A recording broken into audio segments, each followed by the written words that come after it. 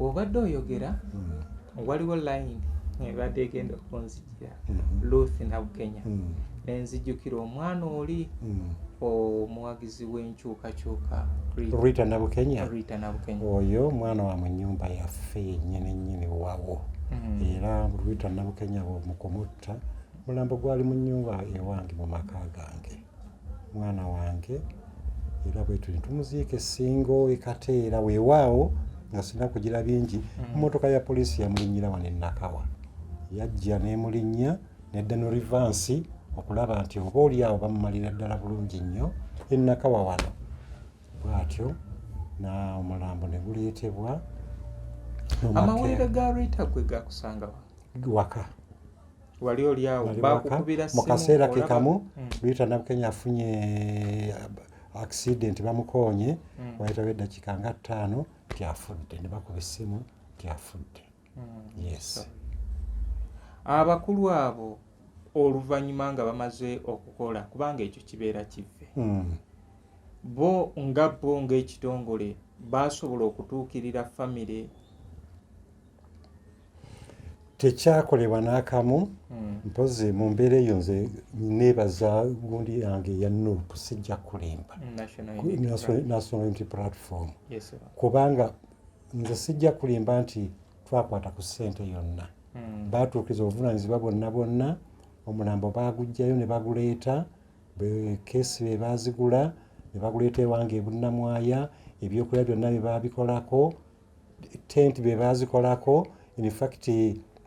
ne public advocacy system eyo Honorable Serukenya yagikolako kubanga ye member wa parliament okitundu ekyo Makindye Ssaabagabo byonna byaliwo so ne batubudaabuda mu ngeri nnyingi nnyo weewaawo nti era poliisi yajja ne tukolaki ne tutaataaganya olwo nga babagamba nti ki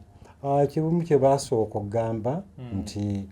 tetubaako wetutwala omulambo oba mu ddwaliro for postmortem wabula tugutwale direct gye tugenda omuziika kye baatugamba poliisi nejja ne bazingiza amakubo gonna simanyi kigendererwa kye baalina era abaana ba Nuupu mu kiseera ekyo yali people power ne bakola ki ne bagezaako okukyankalana nabo olw'embeera eyaliwo poliisi neekuba ne ku masasi waggulu naye nze kennyini mu buvumu obungi neewaayo neŋŋenda n'ensonga bapoliisi bwe baali nga bakuba amasasi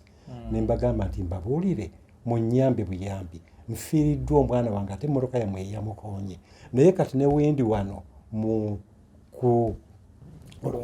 Kulumbe ate mujje mukolere bweffujjo mbasaba busabi mweyongereyo eri nti ate ffe lwali tulese security bakumba ne mbagamba tujja kwekumba bwe kinaaba kyetaagisa tunaabayita naye essaawa eno sibeetaaga mweyongereyo eri weewaawo kwaliko si mu kiseera ekyo ow'ebunnamwaya bamuyitanga Banya nakkekkana n'akkiriza ne beeyongerayo ne tubeerawo mu kukungubagana omwana waffe era bwe bwatuuka enkeera ku makya abaana ba Nuupu basulawo bangi nnyo by then people power basulirawo ddala mu bungi ne ba member of parliament baaliwo ba mukulu Mulyanyama waliwo yali mayor by then bonna baaliwo waliwo Ssajja ly'Abende yali naye yaliwo mu kiseera ekyo Ssajja ly'Abende yaliko member of parliament abo bonna baaliwo waliwo omukyala Enyaliyani yali member wa parliament side zeno ekibuga bamukyala Kaaya bonna ba member parliament abo bonna baaliwo ne batubeerawo mu mbeera yonna era enkeera ne tutuuka okugenda okuziika mu mbeera embi ennyo poliisi ng'eri wamu buli wamu we twali tugenda okuyita nga waliwo poliisi erinze simanyi kigendererwa kyabwe okay ngeri gye baali batugambye nti temutwala omulambo awantu awala wonna mugende straight ne mugenda okuziika ndowooza ensonga lwaki ku makubo baaliko nga baguumiisa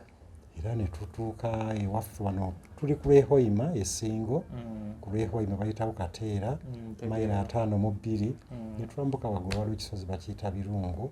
ne twambuka waggulu olumalako ekisozi ekyo ziringa mayiro 3 okuva ku main we tugenda okuziika wabula kyenakola okusinziira ku kyenalindabye eggulo limu nalaba Ossono w'ebunnamwaya afande Ebbanya ne muzza wabbali ne mugamba nti njagala onnyambe tulina okunyolwa kw'amaanyi n'abaana bano ba people power balaba engeri gye balimu singa banaleeta poliisi mbu simanyi kuleeta security eri gye tugenda okuziika wayinza okubaawo obuzibu n'abantu bafe abamu okufa ne mugamba nefuna ennamba y'essimu ya Osso oli ow'essingo gye twali tugenda okuziika in fact bayitawo Nabwendo Bukoba Ssingo Osso no w'ebunnamwaya Bbanya n'akubira yali Ossi Weri n'amugamba nti temuleeta security ndi poliisi ebeerewo era baatuyamba bakiwuliriza poliisi teyajja weewaawo kyenawulira nti waliwo abajjira muleeya kubanga abaana bano bambi balina obulumi bungi nnyo nnyo olwa munnaabwe omwana ono Rita Nabukenya balina obulumi bungi nnyo so nga wayinza okugjawo akakyankalano era kyenzijukira obulungi His Excellency President Bobi Wine naye yennyini yajja mu kuziika yaliwo era ne speech yagiwa ab'ebitiibwa ba MPs baawerawo abawera 8 eyo bameeya baaliwo abawerera ddala mpozi etumala okuziika byonna n'ebyokulaba bye babikolako n'eri mu kuziika buli kimu kyonna n'entaana be baagikolako entaana eyo bagyoyota bulungi nnyo ne bagikozesa n'emmabo otero giraba baagikolera ddala bulungi nnyo era ne bakola ki ebyokulya byonna ne babituwa bulungi nnyo nnyo mpozi mu kuddayo twataataganyizibwa era battamu ku baana ba people power omu ku bo baamutta baamutira Nansana yes definitely baamutta nabaawo n'omulala gwe baakuba amasasi weewaawo kyamukisa mulungi nti oyo teyafa bambi n'awona oluvannyuma lw'okufuna ebisago ebyo naye ng'omu baamutta kale bantu bange tuli ne Mzee Wile Mukasa sound engineer Dipe wa studio ya Dipe yali akola ne Mzee Dipro Segawa ebyo byonna tugenda biraba mu maaso awo Mzee Wile Mukasa abadde atunyumiza ku scenario eyatuuka mu ggwanga ey'okubeera nga gavumenti yatta omwana we era nga ffenna we twategeera kale bwetu tetugenda kubeera nga tunyumya olugendo luno luyinza okuwanvwamuko naye nkusaba nti oba tosubscribinga